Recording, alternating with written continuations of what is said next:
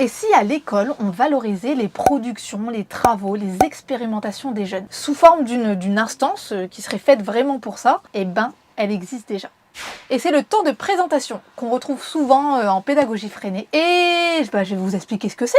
Tout simplement. C'est une instance que j'ai souvent vue en vrai. Elle est utilisée en fait de manière très différente selon les membres de la classe. Souvent c'est le soir parce que l'idée c'est de présenter les choses qui ont été faites dans la journée. En général, on s'inscrit pour pouvoir présenter quelque chose et donc il y a un animateur qui va venir animer le temps de présentation pour que ça puisse passer en fait de façon fluide et donc l'enfant vient avec son dessin ou un projet qui est en cours ou un texte, c'est Lego, enfin une construction Lego qu'il a fait.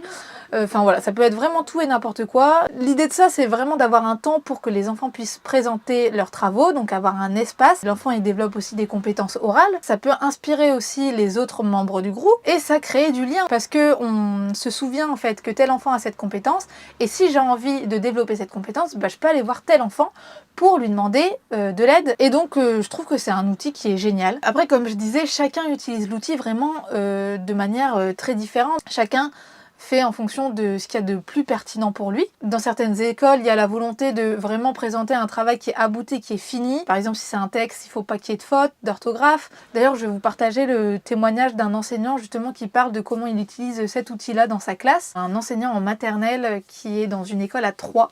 De mélanger les cubes ensemble.